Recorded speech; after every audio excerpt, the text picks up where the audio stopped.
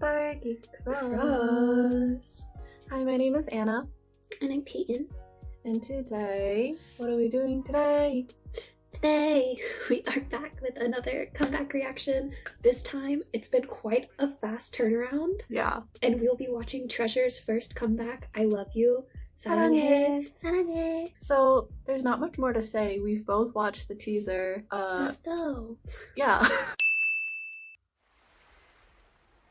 Is that like, it looks like a paper airplane on the water. Oh.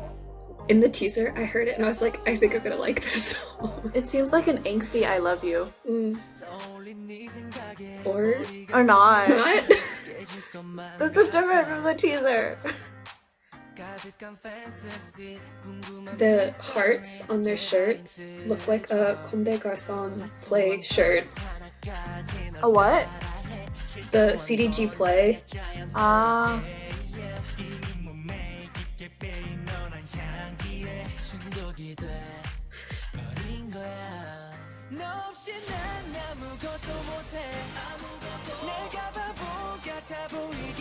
It is a paper airplane shape.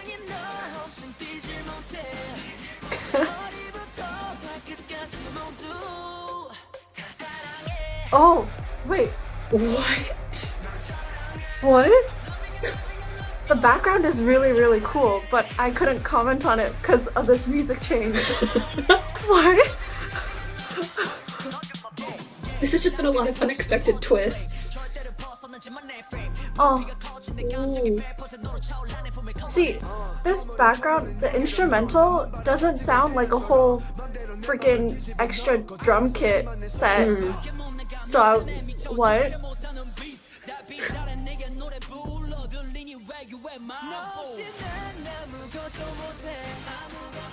I get it, because the hearts are like gems, because treasure. Wow. Wow. Ooh. This is so... like, what? What? What? Oh, the waves were like a heart.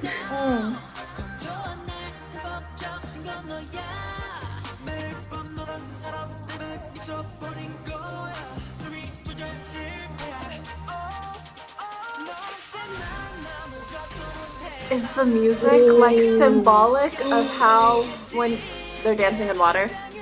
The floor But they're work? doing like floor work in water. Oh, they are soaking wet. Yeah. Wonder how they chose who had to get wet. Oh, but here's the like YG ending, like party. Yeah. Even the dancing. I'm trying to understand the song and the music video, and I'm just...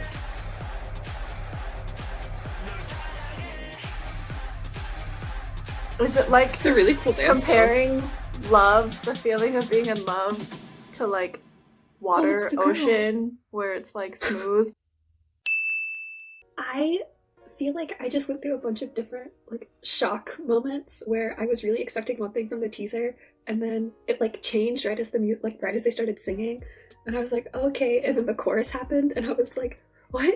And then the end happened. But I've rewatched it a few times since the first reaction, and now that I've wrapped my head around it, I feel like I understand it a little bit more at least. But yeah, so just a couple of things, because there's no like live stage. I can only talk about what I saw in the music video. So first, like Anna was saying towards the end of the music video, and how they're like kind of comparing love to water. Like obviously, yes, water is the recurring theme throughout the music video. Like they're at the beach, the background during the chorus is like crashing waves. But I just thought that was really interesting. And then also in the dance itself, especially the chorus and the ending dance break, there's a lot of rocking, like back and forth motions, a lot of like throwing your head down and throwing it back, or like moving side to side, that especially with the background being the waves, looks like the waves are crashing into each other and going back and forth, especially when the members themselves are kind of moving against each other or moving like around each other. And especially with the background, it's really impactful. So I think seeing it with the background the first time before seeing it on like a live stage really